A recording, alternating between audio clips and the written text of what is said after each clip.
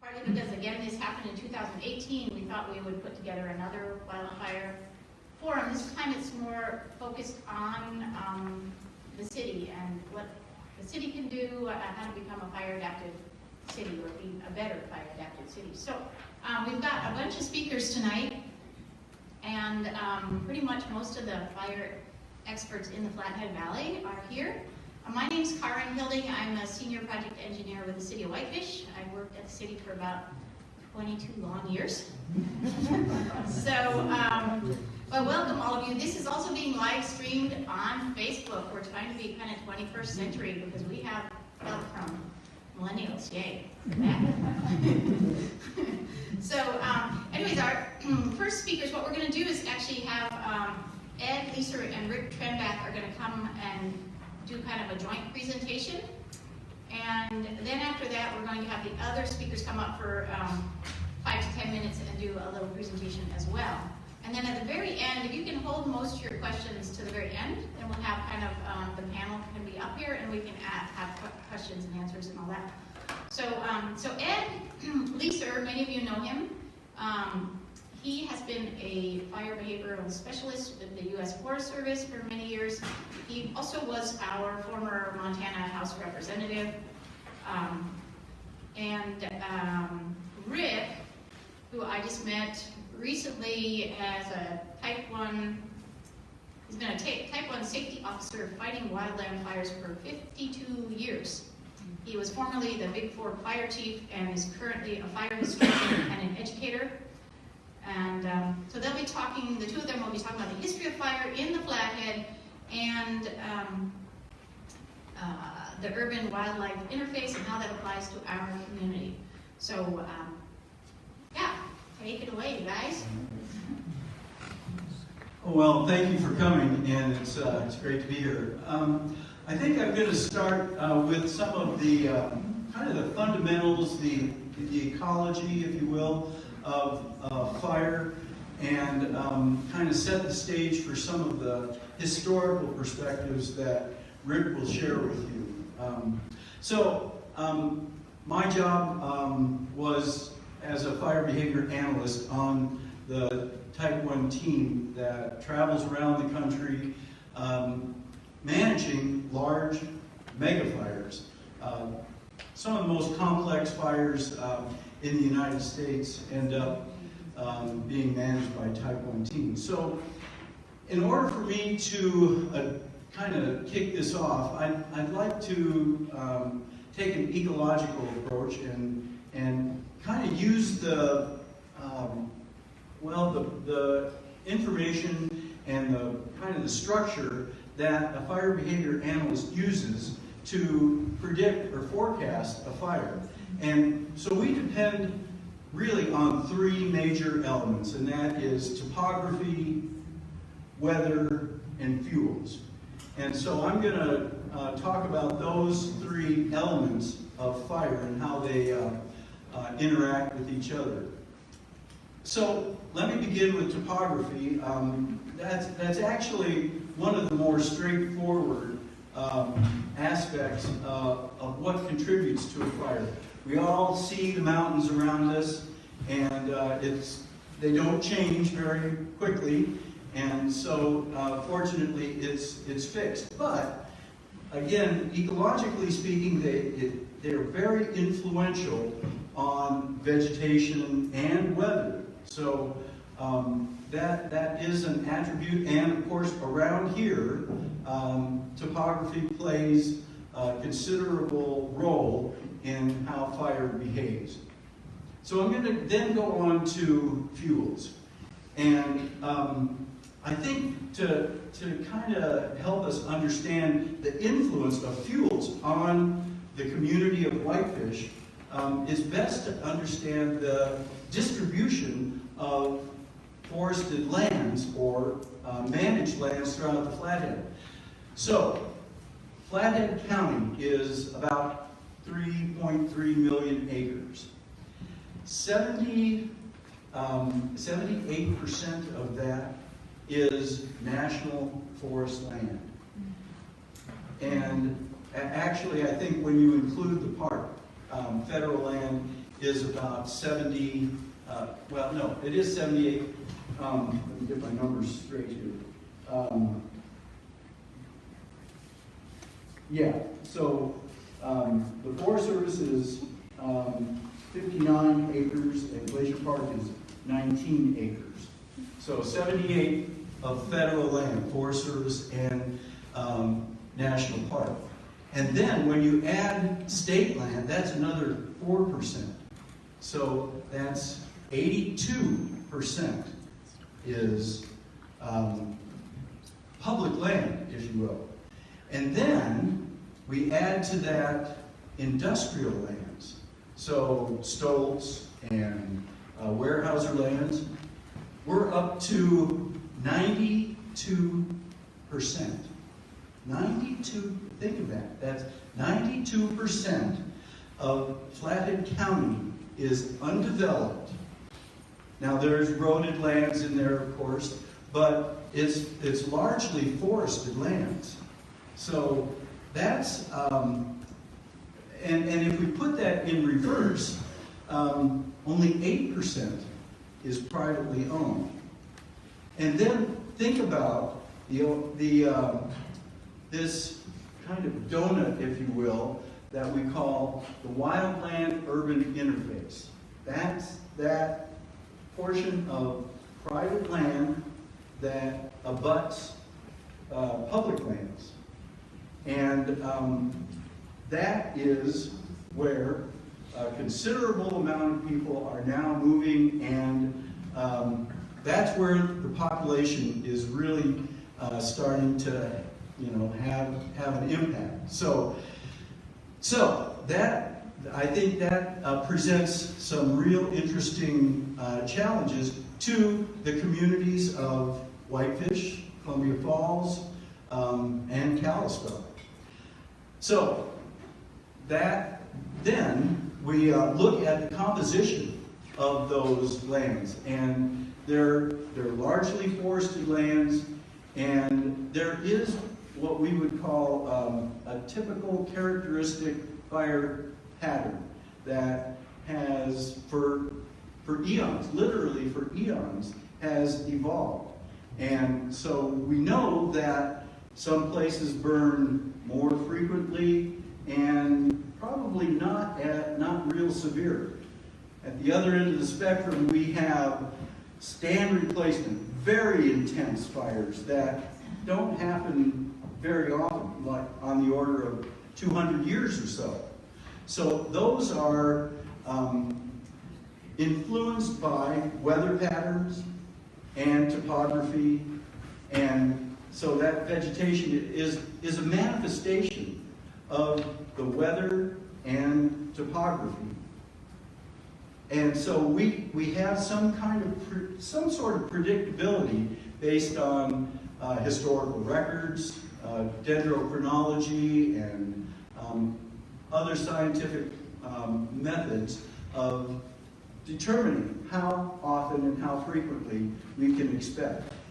And in our area, we have a considerable amount of severe fires that occur relatively infrequently, sometimes on the order of 100 to 200 years.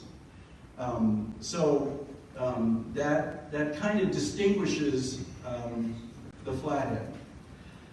And then, now I'd like to talk just a little bit about weather. Of course, we have our dominant weather patterns come from the west. We're dominated by Pacific Maritime weather. And, cold, moist winters, dry summers, dry, warm summers. But that is definitely changing. And I think we can all agree that, fire seasons have increased. I hear numbers like 40 to 80 day longer fire seasons than what occurred historically. So, we're dealing with a lot more warmer, drier summers, and usually about this time we're seeing a change. So, I think with that, I'm going to let Rick take over and discuss fire history. Okay, thanks, Ed. Can we have the lights off? Because I'm kind of picture-based here. So, to me, as a wildland firefighter, if I don't know what to expect from the results of what happened in the past, I'm not doing my job because I'm going to get into trouble. So, fire behavior is a great big topic that we better know a lot about. So I'm going to go way back. Native American influence on fire was considerable in this area. And I take this from the Confederated Salish Kootenai tribe out of Ronan. Tony Harwood and Bob McCrae and Ron Swaney and those guys down there really have spent a lot of time trying to put together what their tribes were all about with fire. There's a relationship between Native Americans and what happened on the landscape. Let's see if I can get this to go right. Native Americans actually lit a lot of fire, a lot more maybe than what we realize. But there's two major eras. One is pre-European influence and the other is post-European influence. And that's in the 1700s when that changed considerably. So in the early, before European influence, they didn't have flint and steel. They had to start fire relatively hard. I mean, it was hard to start it. And they didn't have horses. And so once they got horses more mobile and they got easier ability to strike fire, they used it a lot more in the early 1800s than they did previous to that. Nevertheless, all lightning fires went wherever they wanted to all during the summer, and besides that, the Native Americans burned a lot. So I want to show you some influences around Big Fork. I don't know about Whitefish here, but I'm sure that this is the same situation. So by Swan River School, there's a stump. And that stump is very, very important in understanding traditional fire history. At the base of that is a huge fire scar. And that the fire scar is actually a compilation showing 13 low-intensity fires in the past. And that is way over and above what we would have expected for lightning. So that is Native American influenced fires. Each one of those prominent cracks in a fire scar represents a different fire. Similarly, we've got, now that was a large stump. Here we've got a ponderosa pine stump by Big Fork. And I'm just going too fast.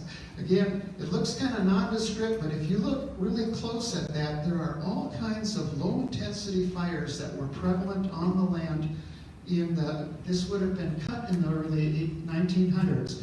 So in the 1700s and 1800s is when these fires happened. There's all kinds of information involved, but this is historic fire.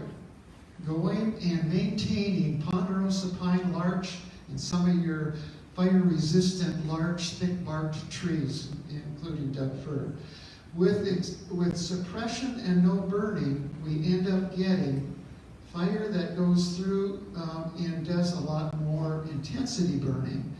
That is just kind of a trend of what's happening. So this used to be fire on a very frequent basis, and in the Big Fork area, I would guess the valley bottoms here, you probably saw that every 5 to 10 years at a minimum. We no longer have maintenance burning going on, and so we end up with fuel accumulation through time. The first scientific report for this area was Ayers. He was on the horse there. He came through with the U.S. Geological Survey in 1889 and did an inventory of what this area was all about for fuel loading. So there was 2 forest reserves prior to the National Forest System, the Flathead and the Lewis and Clark reserves, and that's the relationship. All of Glacier Park was in the Flathead Reserve, and the Lewis and Clark Reserve was basically the Bob Marshall down there past Seeley Lake and stuff. But what this guy found, and he took a lot of pictures, and what he found was not the landscape that you see today. It was a vastly different landscape. So one of his first inventories in his legend there is recently burned timber, and it was considerable. What's recently burned? Last 25 years. So around Whitefish, there was a great big area that showed heavy timber. Stumptown, right? You had a lot of larch in this area that was perpetuated by light ground fire in the past. You see all of the areas around it, though, were very deficient with timber. So some of his findings, I just wanted to put some of this up. East of Whitefish Creek, above the lake, there was about 8 square miles that have been, recently burned over in the last 25 years. 8 square miles represents all of Big Mountain and Haskell Basin. All of these burns have been severe, killing nearly all the trees in their way, and most of the areas swept by fire in this region have been burned within the last 25 years. 1898 was a year of a lot of moisture. That was not a fire year that he went through. I don't see that fire would carry at all with that. But now in the valley bottoms, this is the Columbia Flats and the Stillwater Valley, of which Whitefish is in the Stillwater Valley kind of here. Very destructive fires have been rare in this region. Basically, it's because of the history of low-intensity fire helps to mitigate high-intensity fire. So there was no high-intensity fire in the valley bottoms.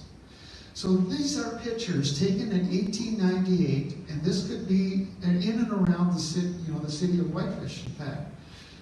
Probably it was a little denser around the lake because you would have had less fire influence because of the lake. But anyway, he could ride his horse anywhere without any problems. It was a different landscape than what's today.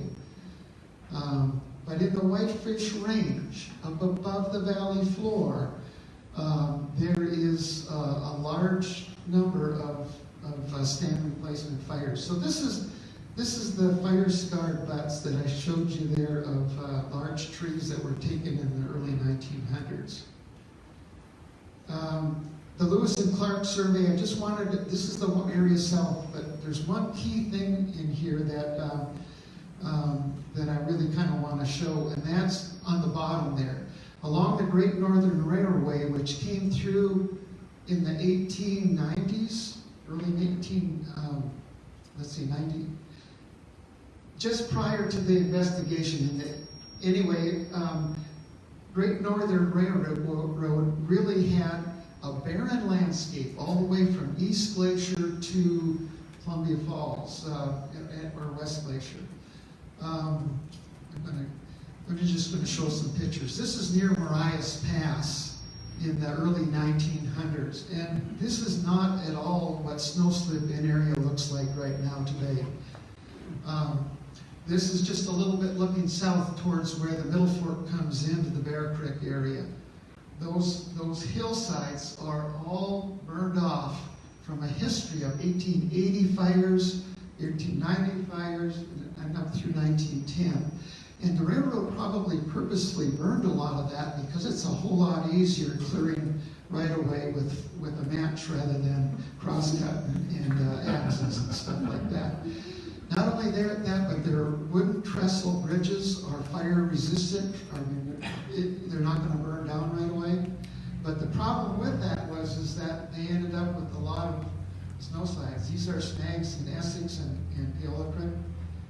Let me just back this up. But they put down, 11 avalanche sheds. They're all creosoted, and a lot of, that's very vulnerable right now to fire because we've got a lot of timber in the landscape.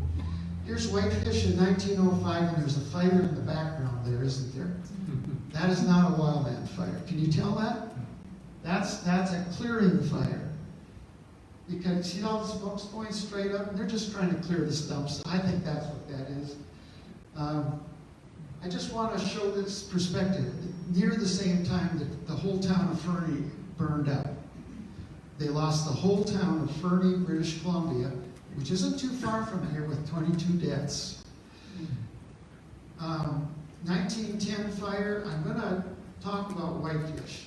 So July 7th of 1910, whitefish started experiencing some fire. And I enjoy this, the author of this, the fire fiend. He uses this term a lot. Fire was not welcome to the settlers that came out here. Fire was an enemy. It was an adversary. And a lot of the people that came here from the Midwest experienced some horrendous fires back there, like the Cloquet Fire, 100th anniversary this year. 453 outright deaths and everything. So, Joe, could you field 400 to 500 guys here in the afternoon now to go out and fight fire? Oh, okay. Yeah, so everybody fought fire. But the fires weren't burning huge volumes of fuel. They were pretty light fuels. So July 14th, Lion Mountain, a seething sea of fire. Does anybody know where Lion Mountain is? Okay. July 14th. And this is colorful rhetoric from those authors in that era. You'll have to just kind of look at that. The fire fiends licked up forest. Yeah, well, anyway. Yeah, so July 28th, we had a rain event. The fires are under control. Does anybody remember when the great 1910 fire burned from Wallace to Superior? It's coming up. So July 28th, fires are under control. August 4th, fires take fresh hold. So we're living now with a month and a half of fires. The smoke has become so thick now that it has almost shut off the satellite. You think we've had a lot of smoke in recent times? I think there's been some events prior that will outdo those. Is when the great burn happened between Wallace, it came up and burned 85 firefighters and all that stuff. But the ranchers at Wildfire, does anybody know, do you know where Wildfire is? It's just, by the Stillwater there. So everybody there got burned out. Now that's after a month and a half of playing around with fire. I'm saying that July fire up over Lion Mountain probably saved the town of Whitefish from the August 25th wind event. Had that fire not pre-burned in July, I think the city of Whitefish would have been wiped out. That's my guess, just based on prevailing winds and the direction and stuff, possibly anyway. There's Wildfire and there's Whitefish. So 1910, the Society of American Foresters had a session at Wallace, Idaho. Could that happen again? Could 1910 happen again? And the overwhelming conclusion was not on the same scale, but in individual localized area, it sure as heck could. And the thing is, the lower right-hand side, in unnatural fuel accumulation, we've got more fuel on unmanaged sites wherever we've excluded fire by putting them out on easy years. We now have a fuel loading that's probably way over and above what we had in 1910. So, this is just kind of what happens in this country. It keeps going and then it burns. It does not turn into redwoods. In our warm, dry habitat types, old growth does not turn into redwoods. It burns at some point in time. So here's your picture outside in the lobby, and that looks like a recent burn on the top of Whitefish Mountain. In fact, that's a lot of good open power steam. Okay? In 26, they had a fire, and I want everybody to look at this. When you have a large intensity fuel-driven fire, 40 acres was not a good enough opening to have survived that fire. And that's a really important concept. If you've got a wind or a high intensity or high density fuel loading, and you've got fire, you better have an awful lot of area to to work with. The big fire event was between here and Whitefish, started in 1929 and burned up to Nyack. That is the large fire area. In 1929, August 19th it started and it ended up in Nyack. So could we backfire from the town of Whitefish today? Backfire is you set a fire near the town perimeter and you let that fire catch the other fire as it's coming. And there's no way to burn out anymore. We've got houses too much everywhere. So, but the important thing to look at is look at the fuel loading that 29 fire burned. That was from an era where fire was frequent in the late 1800s, and you didn't have the fuel loading on those sites in 29 that you do now in areas unmanaged where we've been successful in suppressing fire. So tea kettle burned fairly intensively, and it burned everything in that whole area. Coram, Martin City, Hungry Horse, and it spared West Glacier. That site, but it burned out Apgar. And it burned out Apgar very intensively. It changed that from a cedar forest to a lodgepole forest. And that's the question. Could it happen again? Or could it happen in and around or near Whitefish? And I'm saying that it probably can happen, but which year? I don't know. So we had an era of fire in the late 1800s, early 1900s. We had almost no fire for decades, where we grew a lot of fuel because it was moist and everything grew well. And now we're into an era of fires again. This is from the Flathead National Forest, burned acres. Fire in this country likes to go from west to east with dry cold fronts. And that is the trajectory of the Wedge Canyon fire in 2003. And I just want to show you what it's like to be in the middle of that. This is a house, consolving house that I was structure protection on. We had a bunch of county folks. We're going to stay there. And this fire's going to come. The only reason we're going to stay there is because they did all that thinning around there in about 30 acres. And the fire's going to come down. It's going to hit that site. Is that bigger than most people give us for an opening? It is. So we're thinking we could stay there.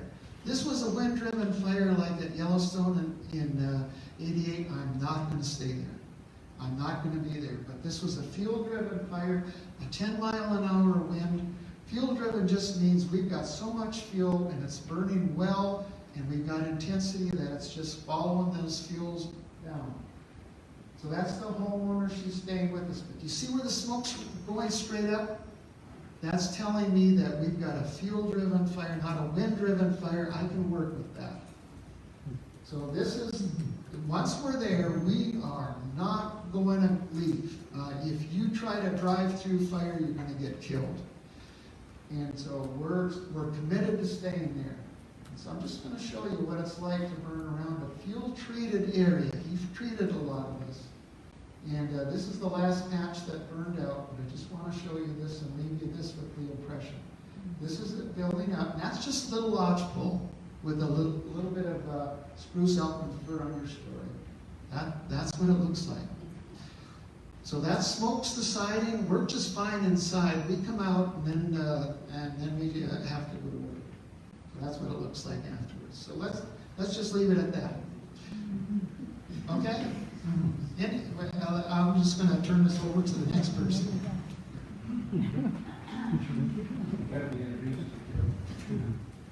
I am Joe, Fire Chief. And I'll just let Joe go ahead. I did forget, someone reminded me, I forget to say who was sponsoring this all, I think I did. So it is the City of Whitefish. Also, Climate Smart Glacier Country is a sponsor. It's a nonprofit here. And then Fire Safe Flathead.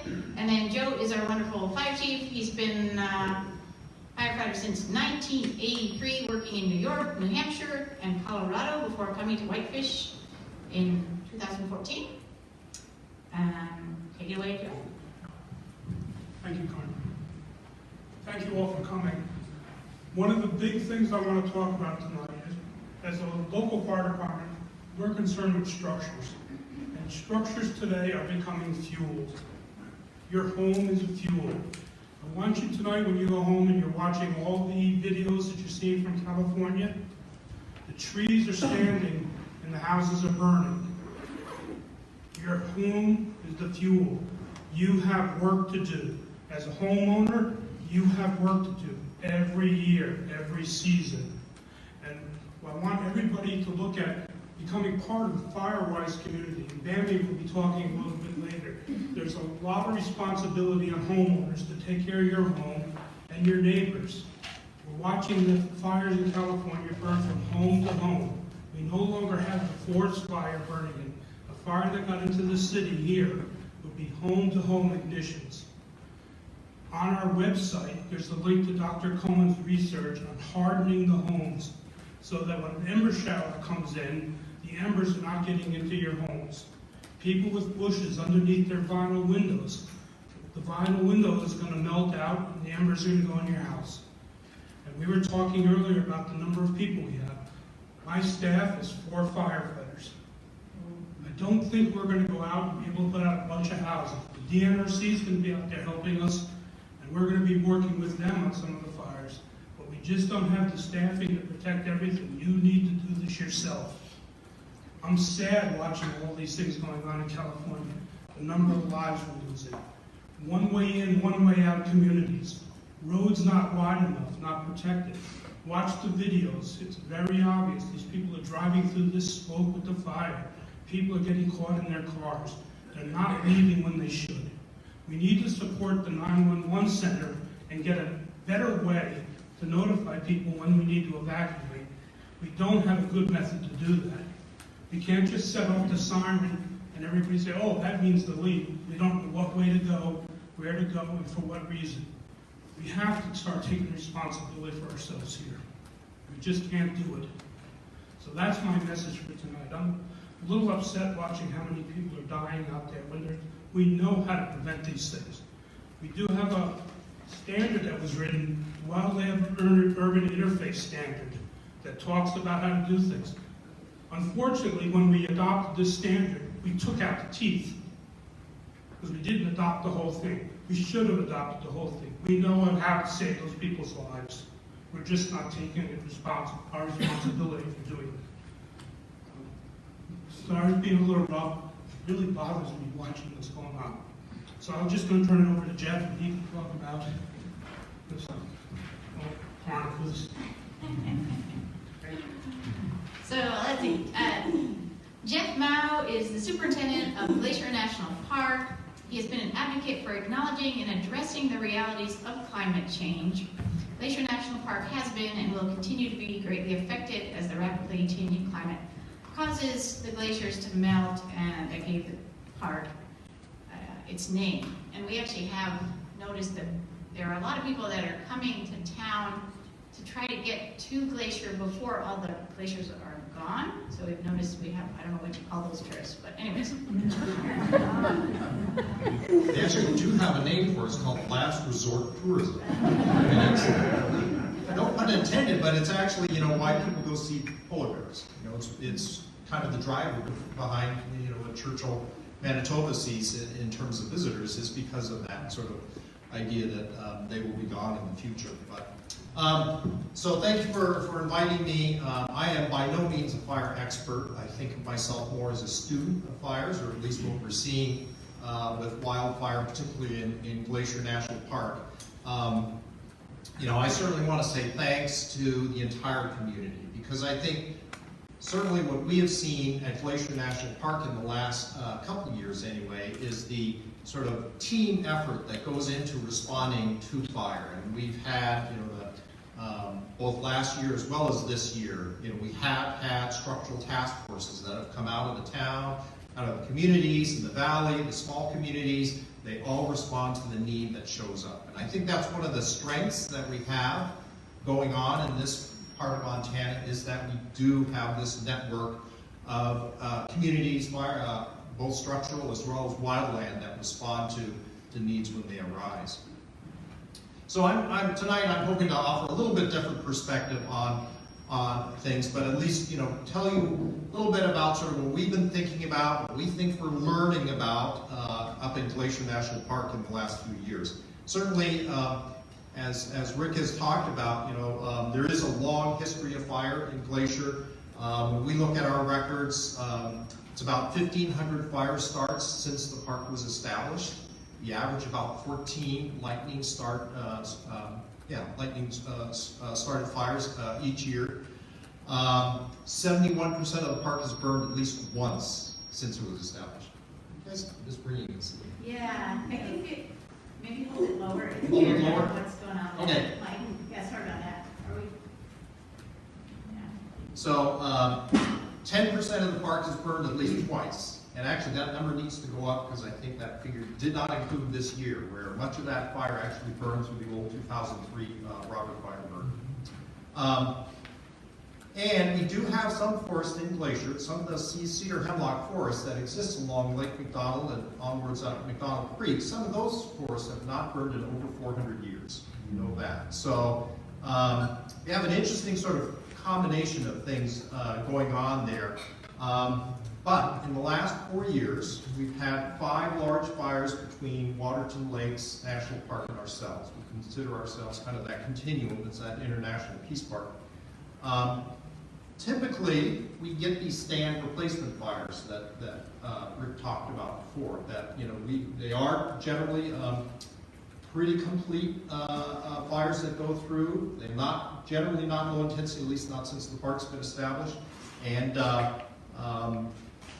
but you know what we're seeing now is it feels like sort of the frequency of it.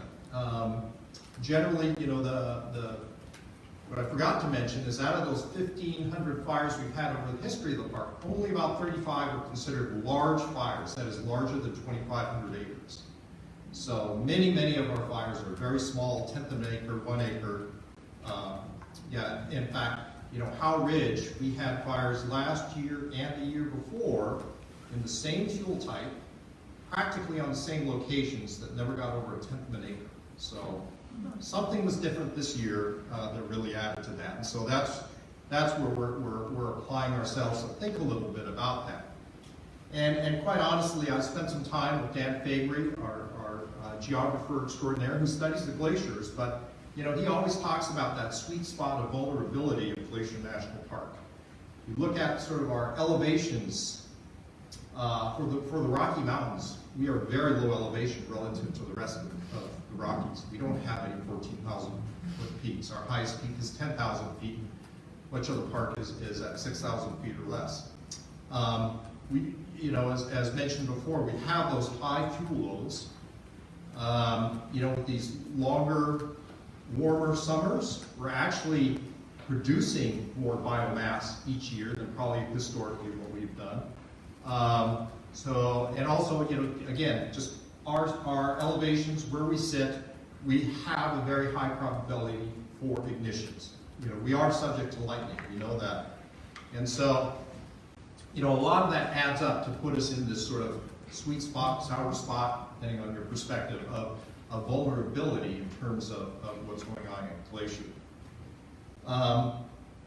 Flash droughts. You know, I have to say, this year was the second time in my life I've ever heard the term flash drought. But that was a term that the National Weather Service has applied to the conditions we saw both in 2017 and 2018, and that is where our summers are so dry that you know, we're actually seeing surface waters being impacted by the lack of precipitation, but they're coming on the heels of big winters. So it's not really our groundwater that's being affected, it's those surface waters.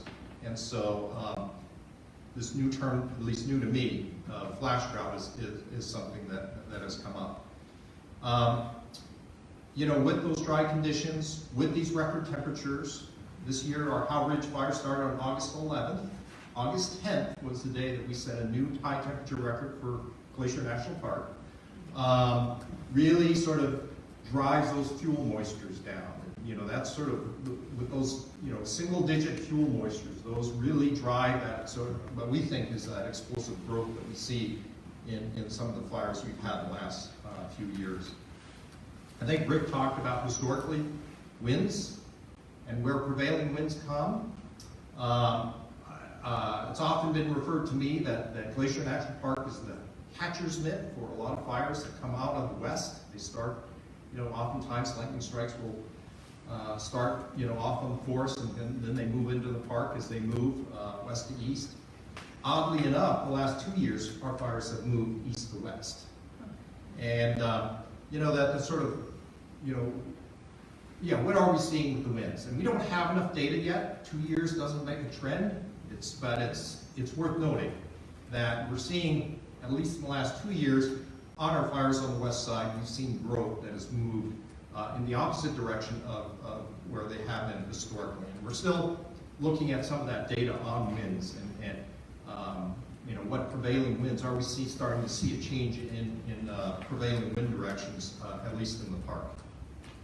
According to Dan, you should expect, with more extreme temperatures, that's going to increase the velocity of your winds. I mean, it's just that sort of pressure differential that you get, temperature differential helps drive the velocity of the winds that you'll see. So that may account for why some of these northeast winds that have been driving our fires always seem to be a little, stronger than what folks are used to seeing.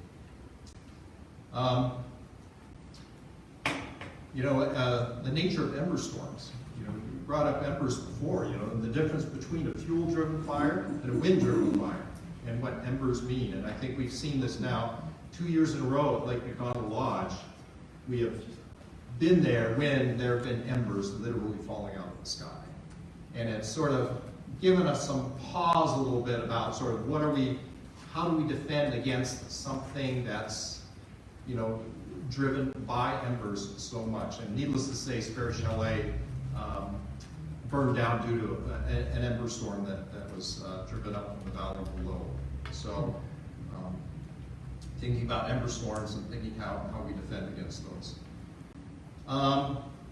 Certainly, this year's fire, we learned a lot about and suffered the same issues of emergency egress, and that, sort of the shortcomings of our ability to do evacuations as early as we should have, probably compounded the issues we had in getting people out, and probably to some extent, it's not clear though, getting resources in. We also had some other issues with resources because we had a bridge. We actually couldn't get heavy equipment across. So, but certainly, as Joe has mentioned, paying attention to those egress issues, and certainly Glacier National Park is a place where we have we already have egress issues, on a normal day of visitation, so you can imagine in an emergency. So that's definitely something for us to look at and pay attention to. When I think of fire adapted, a lot of people have asked me, okay, so are we just seeing a bad state of fires at Glacier, or is this the new normal? And we don't know that. It's too early to tell. But I think when I think about sort of as a park, as a community, as over in a very large sense, I think we have to think about our resilience to the conditions we have. And when I say resilience, I think I'm referring to what I've seen my staff do is they're very good now pivoting from 1 million visitors one month to fires the next month. I've seen some of the businesses that have gotten very good at sort of pivoting it. And I've even heard some local people say, maybe next August we're not going to stick around, just because we know it's going to be smoky. Might not even be our smoke, but people will adapt, people will change their patterns if this does continue into the future. And I think from a business community perspective, our own community perspective, how do we think about that sort of adaptation? How do we make that pivot? How do we, just sort of be resilient to what may become the new normal? I'm not saying it is, but how do we have that plan in our back pocket so that we can adapt to the conditions that are in front of us? I think fires in the West are going to continue to be an issue for all of us. And again, it may not be fire's on our doorstep. It may be just the smoke that comes from hundreds of miles away, but it will be something that we'll have to adapt to. So that's all I have to share. Just a sort of few observations. It's an opportunity to learn and to think about how we make adjustments moving forward. So I was just in Browning today, meeting with the tribal council over there. They asked me about, boy, what if we have another spring like we had this year?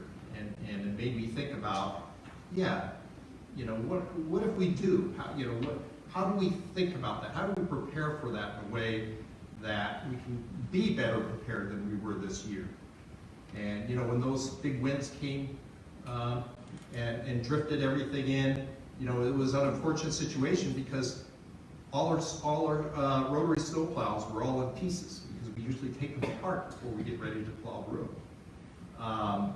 But again, if we think that's a possibility, maybe we need to adjust, our normal patterns to anticipate some of these things that we're beginning to see. So that's just sort of thinking about an uncertain future and how to be better prepared for it. So thank you. Thanks a lot. Yep. So next up we have Richard Hildner, and Richard is on our Whitefish City Council. He was also the chairman of the Whitefish Climate Action Plan Committee, and our completed Whitefish Action Plan is actually at the back of the room if anyone wants to take a look at it. He is well versed in wildfire dangers, having worked previously as a Forest Service fire behavior analyst and a smoke jumper. So he'll be discussing common fire hazards for homeowners and how community members can ensure their house isn't at risk. Or something like that. All right. Do I need the microphone or not? No microphone. Teach your voice. You know that. So first of all, welcome to Whitefish City Hall. I was sitting up here in front, and it's like being in the front pew of the church. You haven't any idea how many people are back there, and all of a sudden I got up here and turned around and whoa, I had a lot of folks. So again, welcome to Whitefish City Hall, and I'm glad to see so many of you here, because I think that the topic, even though we're thinking about when we see the snow start to show up on the mountain, we're thinking skiing season is just around the corner, but that also means the fire season really isn't that far behind. So I think it's important that we start thinking about fire seasons now and the impacts that they may have on us. The fires in California, the Camp Fire, for example, is a perfect example of what we could and should be looking at. Already there are some preliminary lessons that have been learned, and I think we need to consider them here. And I think as an elected official, it is my responsibility to start that conversation about what we might want to change or we might need to change within the city. But down there at the Camp Fire, they had already made evacuation plans to create one-way streets out of two-way streets. Should we have an evacuation plan that will do the same so people can get out of town if it becomes necessary rather than get caught in that two-way traffic issue? They had an evacuation drill. All of 70 people, I think there's 1,500 people living at the town, but 70 people participated in an evacuation drill. And that saved lives. They're now considering that saved lives. Can we, in Whitefish, evacuate 18,000 people? Which is not an unrealistic summertime population for Whitefish, should that become necessary. It took escapees in the Camp Fire 2 hours to go 16 miles. And that was people who knew that they had to leave. So we need to begin to think about our reaction and pre-plan for that. And I think it's important. What kinds of changes should we be thinking about as a city? Should we be, and this is what I need this input from the community so that we can hopefully craft any changes that may be necessary. But should we change our building standards to require more fire-resistant construction materials? Yes. Gee, if we do that, then is this government overreach telling you what you can and can't build with? I think those are things that we have to have that discussion about. But I think that there may be some advantages, at least to having the discussion and maybe making some changes to standards. Should we have, and then I'm gonna go out on a little bit of a limb here if you'll let me, and should we have an ordinance that requires folks to clean their gutters of flammable materials? Whoa, that's big brother, isn't it? Well, maybe yes, but as Joe Page just pointed out, if your neighbor's house catches on fire, the chances are very good that so will yours. And with 4 firefighters on duty, and then you bring in everybody that's off shift, we might get 8, maybe 9. How many engines do we have, Joe? 5 engines. All right. So one house, your neighbor's house catches on fire, or your house catches on fire, and then it's your neighbor's. Should we have those kinds of ordinances to say no one can have firewood stacked next to their house between April 1st and September 30th? I'm just making that stuff up. But I have, in my fire experience, I have watched an ember storm hit a house. The house is fine, but as soon as the ember storm got into the woodpile, stacked alongside the house, we could not physically remove the wood fast enough to keep the house from burning down. And those are the sorts of things that we need to be looking at. Should we increase the setback, the side yard setback standards on new construction? Currently it's 10 feet.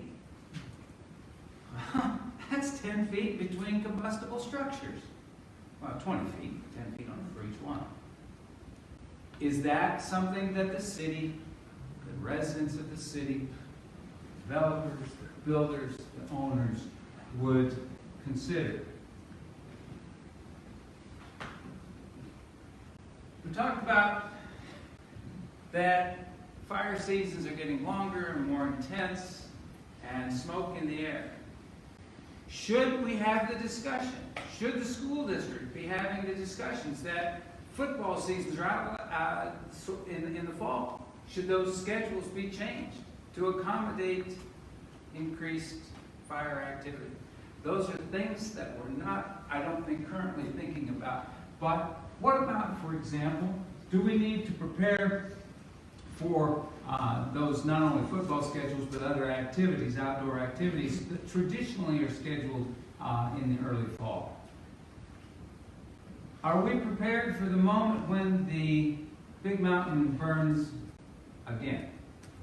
It was probably in 1919, 1920, the last time that face burned off. Fire rotation is what? About 120 years in that lodgepole pine. So we're getting up to that point where we can expect fire to again sweep across the face of the big mountain. What do we do economically when that happens? What happens to summer activities? What happens to, at least in the short term, winter activities? What happens to the commercial aspect of whitefish when not only do we have the fire in the summer, but then we lose the winter season as well, at least for the short term? Have we identified, do we need to identify, can we put up with even more road signs that says this is the evacuation route? So everybody knows where it is. Do we want to take that step?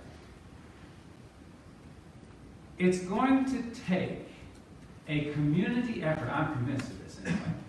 It's going to take a community effort to build the resiliency and the response for when the fire does come. I think if Paradise, California, if Redding, California, if Malibu, California, or any of those places are any example for us,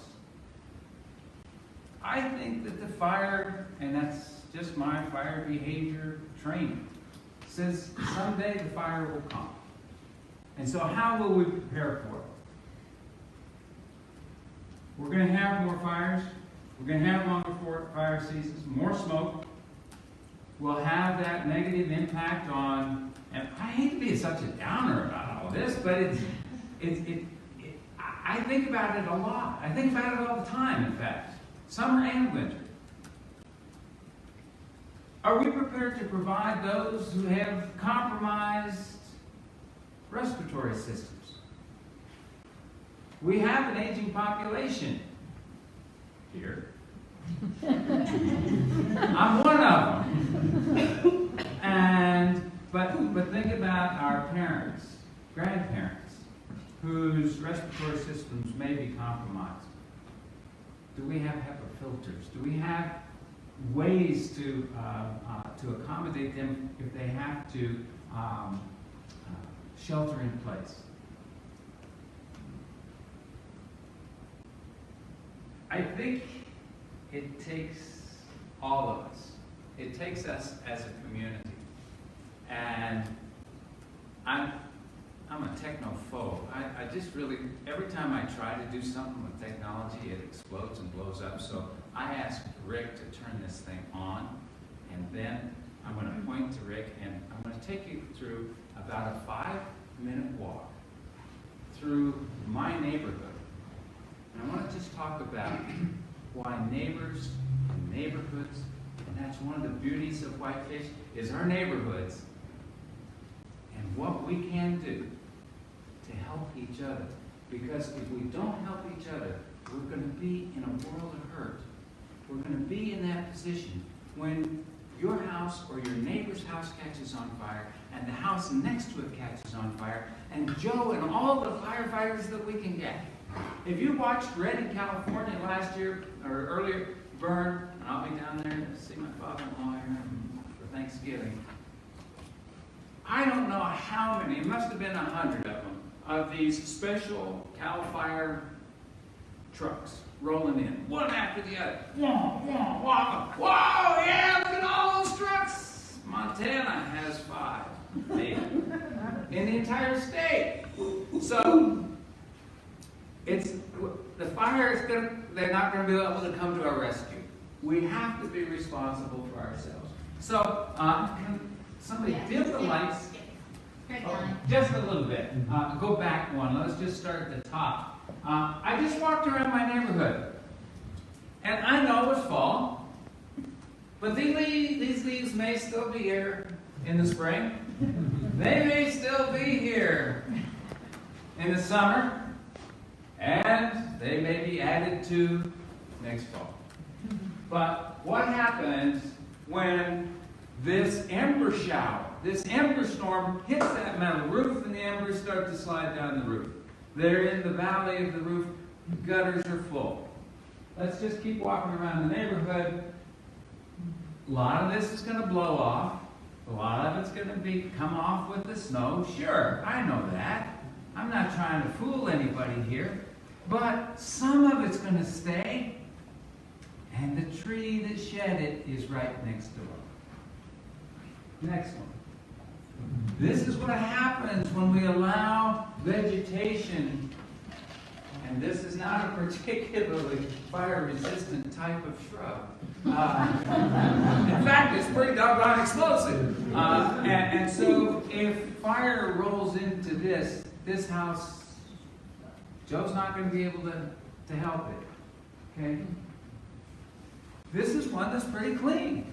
See, I don't want to show all the bad stuff. Every once in a while, we can see things that are good examples. Okay, the next one. But then there's always the bad examples. Again, the leaves are starting to blow in, but you'll notice that there are combustible materials that maybe the neighbor just doesn't want to be bothered. And I understand that. But as neighbors to that neighbor, maybe we can encourage, maybe we can offer to help, maybe they're not physically able to to improve their fire situation. Again, you can see how leaf litter, and again, it starts to build up on roofs and in gutters. The same thing happens here, but what really does happen, even though the majority of those leaves are going to blow away and they're going to be gone, they're going to be there in the gutter come next fall, next fire season. This is a sack of firewood, but you can't see exactly how close it is to the adjoining building. But you can see that's the fence back there, the wooden fence.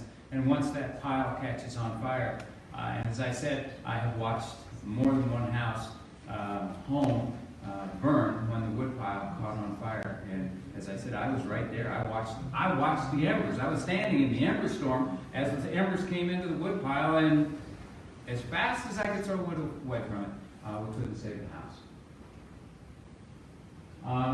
I don't know if this will stay under the porch, under the sofa, but you know, maybe it's a good place to be for a winter bed. You can kind of heat that up. I don't know. And I think that was it. So with that, I want to encourage you to think about how we're going to interact with our neighbors, what we can do. Can we say, hey, I'm here, I'm available to go clean your gutters. You want me to come up the ladder and clean your gutters? And you've got your liability insurance. No. There's all sorts of issues that go with it. I'm painfully aware of that. But I think whitefish being whitefish, it's neighbors taking care of neighbors. And if we're going to succeed, if we're going to have a chance of preventing what Joe was talking about, house-to-house fires, when the ember storm rolls through Whitefish, or if it rolls through Whitefish, how can we help each other? And if you have ideas, whether it's ordinances or best wishes, let me know. Thanks.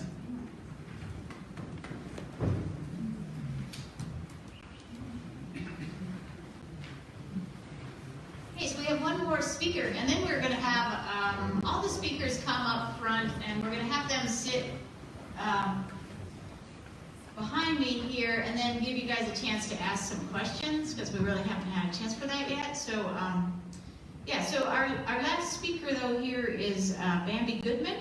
So, Bambi is a board member of the Whitefish Area Fire Safe Council, which seeks to provide technical assistance, information, and resource materials to people in the Whitefish area looking to engage in fire-safe activities. The Fire Safe Council also encourages valuable research into ways of improving public knowledge of and safety from wildfires, while maintaining the Whitefish Community Wildfire Protection Plan. So anyways, thank you very much, Bambi, for coming. And like I said, afterwards, if the speakers can come up front, then we can have a time for some questions. Thank you. Can you all hear me okay? Mm-hmm. Yeah. I am Bambi Goodman. I come to you not as a fire expert, but as a homeowner who has learned a considerable amount, although I don't retain much anymore with my age. So I am glad to follow up on Richard's comments and Chief Page's in how you as homeowners, whether in the city or in the WUI, which is the Wildland Urban Interface area outside of town and county, can do things to protect your home and your neighbor's home along with your neighborhood.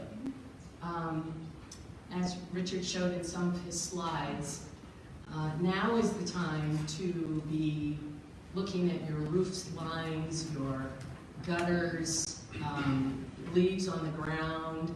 All of those things are considered fuel. When all these gentlemen talk about fuel, they're talking about vegetation, they're talking about trees, they're talking about any combustible type of material. Living outside of the city limits, we have a tendency to have more property, but you can also have that within town, along lakes. Some of the city lots are rather large. Cleaning your gutters, sweeping off your roofs. Many of you might have electric coil tape for ice. Those all need to be cleaned. Leaves and debris will catch in those. Gutters, downspouts. Once you get that off your roof, onto the ground, you need to remove it from being close to your house. I have taken some tips from the Ready, Set, Go pamphlets that are available for you to help you learn how to clean up your properties. They have basically 3 zones around your house, depending on how large your property is. The first zone consists of about the first 30 feet from your house. If you have trees close to your house, you want to trim branches up from the ground a little bit. You want to keep them away from actually touching your house anywhere on the building by about 30 feet if you can. The crowns of trees should be separated if possible. If you have groupings of trees on your property, front yard, backyard, you can keep some of those groupings, but you don't want long stretches of trees where your crowns are able to touch each other. You want to try and clean those so that they're about, if possible, 10 feet apart from each other, because those trees, if fires get up into the crown, they will spread from crown to crown. Vegetation along the outside of your house from 30 feet on out, maybe to your driveway, you want to try and have vegetation that is not very combustible, low-lying vegetation, even things like patio walkways. Gravel is good, bark is not. Things like that. You want to try to, as you get further and further out from your house, you want to try and thin some vegetation. We're not talking about clear cutting. We don't want you to just wipe out all your trees. You can have lots of trees. You just need to try and space them so that your grasses don't create fuel to get up into the limbs of your trees and then go up, and then the embers onto your house. Clean is what we're looking for. If you keep your property clean, you'll be a lot safer, as will your neighbor. One of the things that Richard talked about was neighbors helping neighbors. Even if you live in a cul-de-sac, as neighbors, you can discuss an exit route within that cul-de-sac, so that when and if Joe and his team need to come to that cul-de-sac, you know to get out of the way so that they can get in and do their job and you can still get out. Those are small plans, but plans that you as a short, small neighborhood can discuss and plan for. And then if you live in an actual community, you can expand that. One cul-de-sac talks to another cul-de-sac. One street talks to another street. Things like that. It will grow, and you may be able to develop a plan where all of you can work together to have an ingress-egress issue that's resolved, or you can let the fire department know what your plan is. They can assist you with that plan, various aspects, things like that. There are lots of resources out there for those of you who might not live in the city and wish to fire adapt your property. DNRC has people, Joe can help you with people. The Flathead Economic Policy Center has people that can help you apply for and receive grant money, perhaps, that's available to mitigate fire damage around your community. The Fire Safe Council was started in 2009. We got started as a I'm not exactly sure how I got involved, other than I take a lot of notes. But we started as a group of people who were interested in helping our community learn how to deal with fire situations and plan for them. And so we started in 2009. We are a nonprofit, so we apply for grants. We can help you associate with DNRC, the Forest Service, other entities that can help you firewise your property, things like that. We're more of an educational-based group. We do have a website, and on that website is a pamphlet that you can download that's called Living with Fire. It will give you some tips on things that you can do to help your home and your community. I live in the Haskell Basin area. We're very much aware of ingress and egress issues. We work to mitigate those, but it is difficult in some communities, as Richard and Joe have said. You need to communicate with your neighbors. You need to, as I say, go door to door, find a person who's the spark, who can engage your neighbors and try and support them in making a plan. Work with the fire chief, work with the city council, with Richard, whether you live in the city or out, because it's going to be a very unfortunate situation if we get caught like so many of these other cities that have more resources than we do. I think I'll leave it at that. And hopefully I will come away with some good ideas to just communicate with your neighbor. Thank you very much, Mary. So we did want to give people a chance to ask some questions. I'm sure you have some questions after these presentations. So if the speakers wouldn't mind coming up. So we have a system here, Craig's more familiar with it. If you just come and take one of those seats, you actually can use the microphone by pressing the on button. For each microphone has an on and off button.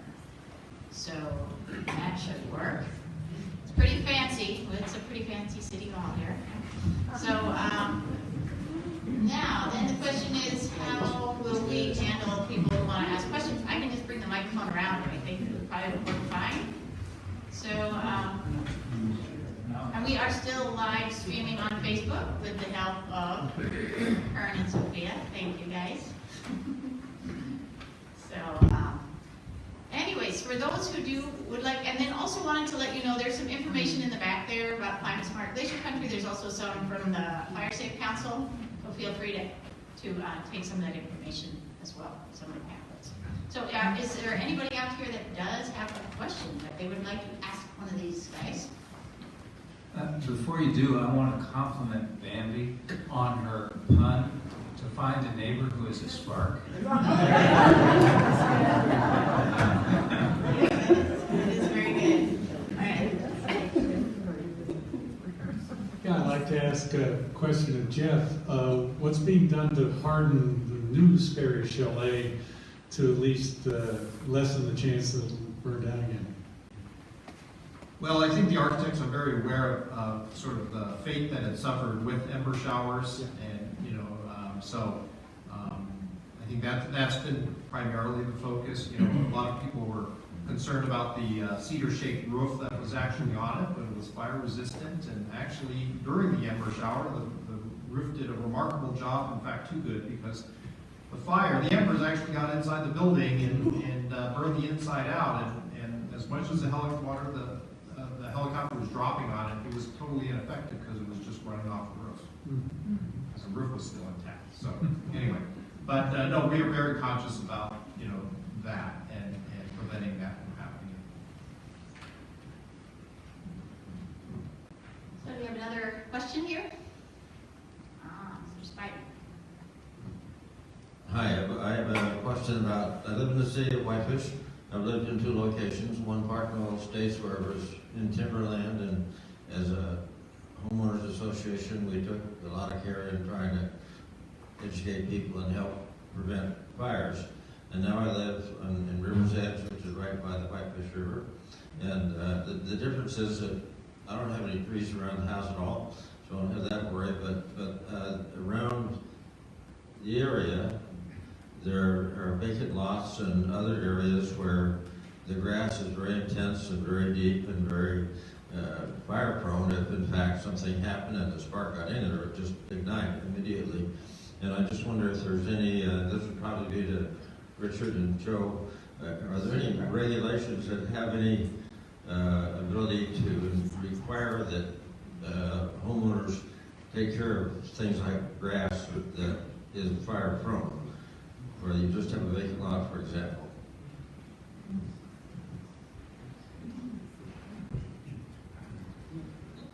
Well, I'll jump on that one to start. Yes, if someone is not or has allowed their yard to become a fire hazard with tall grass, particularly if it has a weed component. If there is a weed component to it, the city can compel them to abate the weeds.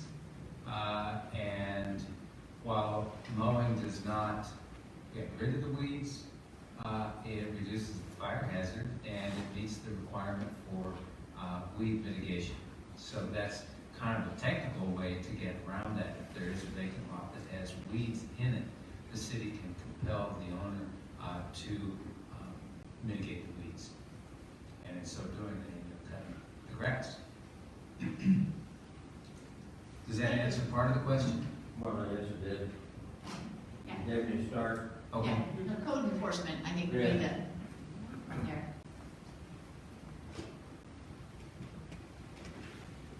This is kind of a follow-up question. It's my understanding in more rural areas that grass is not so much a concern compared to the dry undergrowth and the crowns of trees. Is grass a hazard in more rural areas? I'll take that. Most definitely, grass is an issue, especially, if it gets to be more than, a foot tall, and as it dries and cures, that's really in a category we call fine fuels, and those are really flashy fuels. So if we have an event, wind event, and fire gets into taller, dry grass, it doesn't have the BTUs that a forest has, but it has the ability to spread, and it spreads quickly. So it is most definitely a hazard, and to be concerned about. So, and that actually reminds me of, I was a firefighter one summer, and we were fighting fire in cheatgrass in the desert of Utah. And the thing about a fire in cheatgrass is it just goes really fast. So, okay, do we have another question Did here? someone talk about spontaneous combustion and lack of oxygen? Is there? Yeah, I can answer that. There's never a lack of oxygen.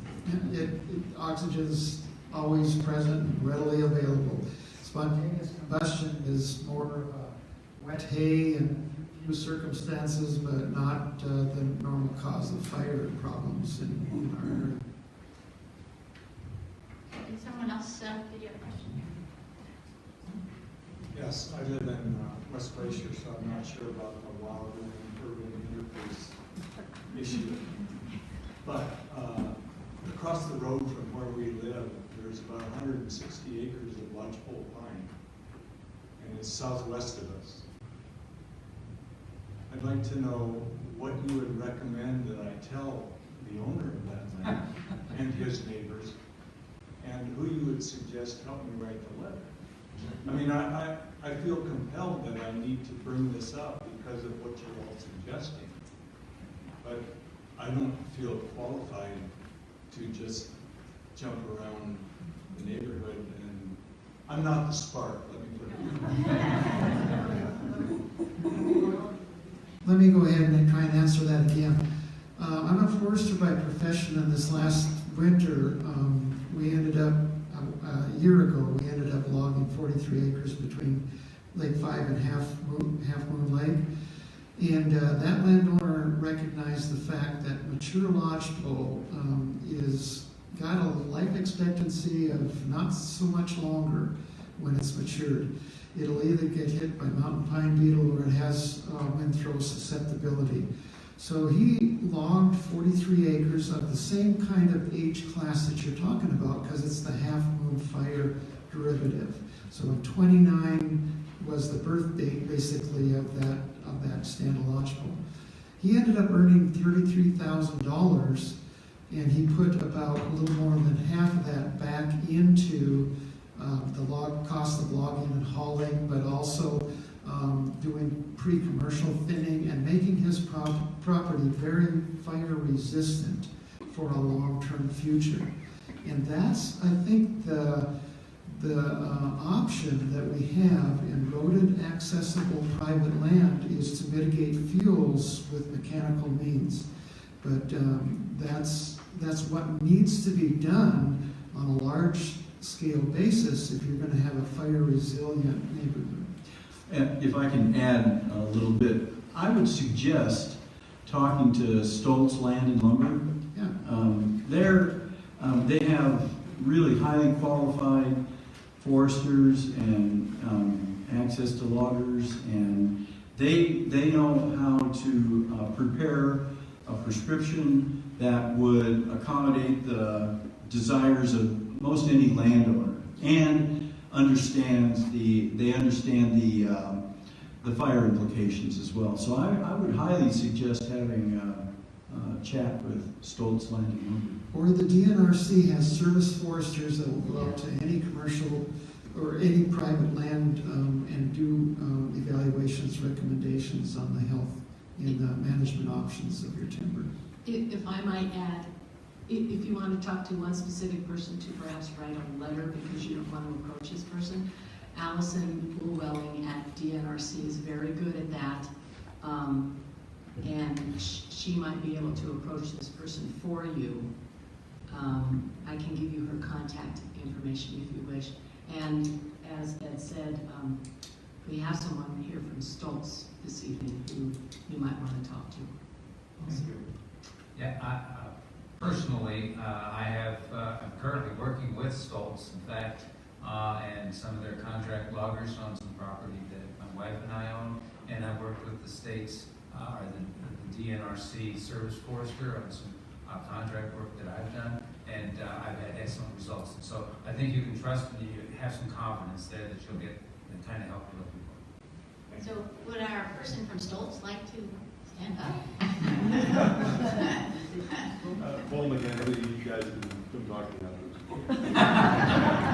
That's Paul McKenzie over there. Okay, maybe we'll just take two last questions, one or two.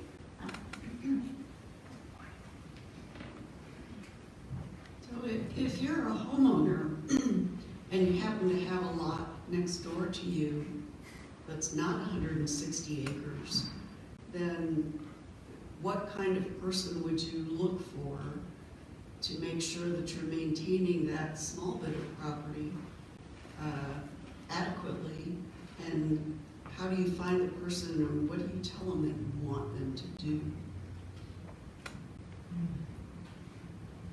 Well, if you have an address, the cadastral map through Flathead County will tell you who the owner of that property is. Oh, I own it. Okay. But it's next door to my house, it's the next lot over, Mm-hmm. and it's in a developed community, and I've had it, someone in trim and whatnot, but I didn't know what to tell them to do, and it's overgrown, and it's got trees on it, and I guess I would recommend going to DNRC. What does that stand for, That- DNRC? It's the Department of Natural Resources and Conservation. It's the state forest service, if you will. And they have an office in Kalispell which you can call and ask for a service forester to come out and give you a recommendation and evaluation. The guy immediately to your right can help you.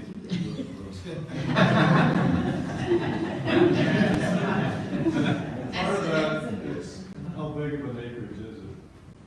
I don't know, it's a lot. It's the lot next door, I don't know how big it is. It's in Meadow Lake. Okay. And do you want to explain the acreage thing? Well, so our service foresters, commonly it's a parcel of 5 acres or greater that they'll come look at on a, that's, you know, vegetated with timber, and they'll help put together a management plan for that. But, you know, if it's in a residential area, I would suggest maybe you would go through your local fire department. If you're in the Columbia Falls Fire District, that they may be able to help you with that. Yeah, talk to your local fire department and get together with your neighbors, and you can work on like a fire safe community, fire-wise.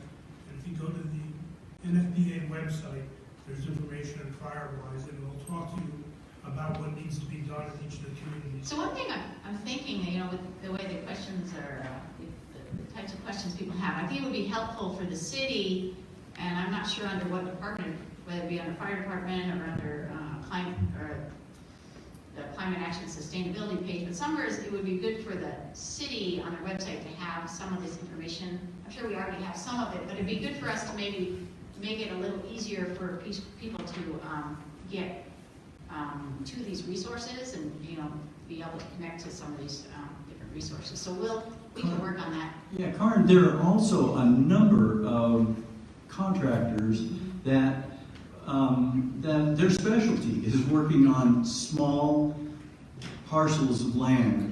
You know, people that own less than an acre or an acre.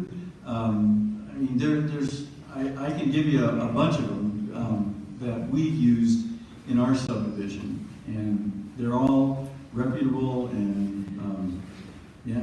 I think maybe putting together a list of contractors actually doesn't a Flathead Economic Policy Center have a list? Yes. So maybe we can kind of coordinate on that and just make it more easily available for people. Sure. And understandable. And understandable. Something in regular language. Yes. Because we A lot of acronyms, too many acronyms. We have been in committees and organizations and nonprofits and profits and all the rest that we don't understand.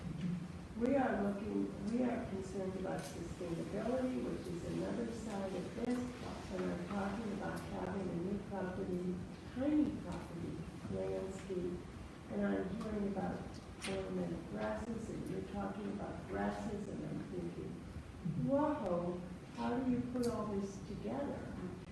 You know.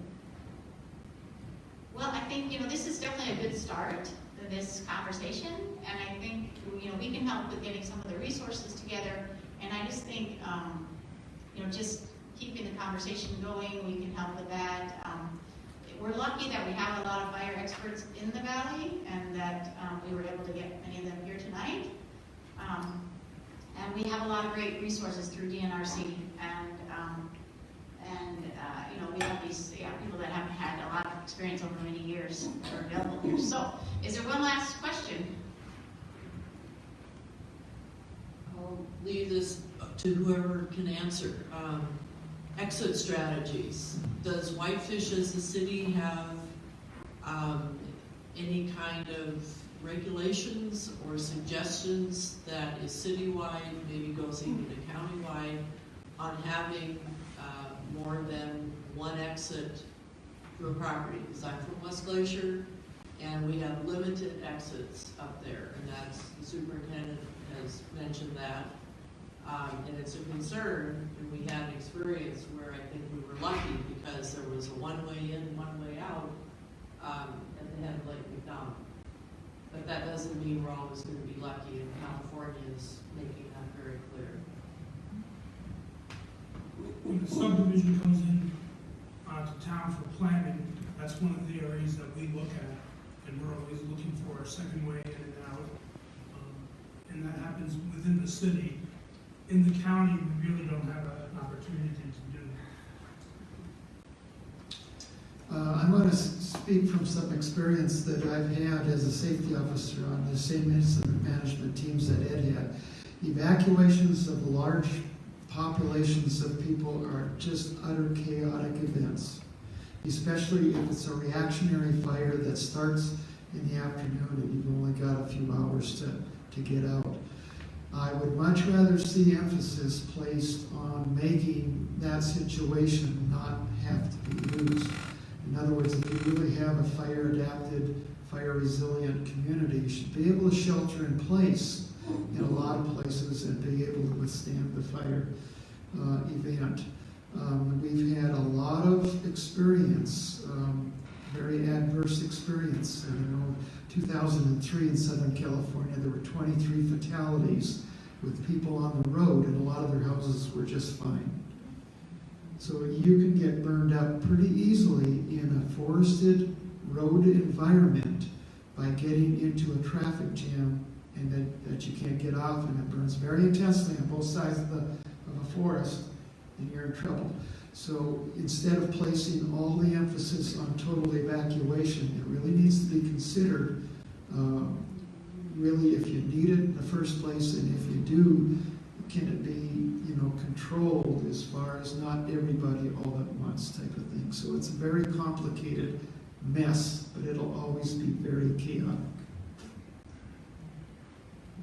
Well, I wanted to thank all of you for coming. And like I say, this is, I think, the start in some ways of this conversation. It's a very important conversation. We'll hopefully keep this going, and we'll hopefully get the resources, links available for you guys. We'll try to get that set up. If you want to sign up on that mailing list back there, it'll make it easier to access you or get information to you. But otherwise, we'll just try to make it a little simpler for you to find information. And thanks again for coming.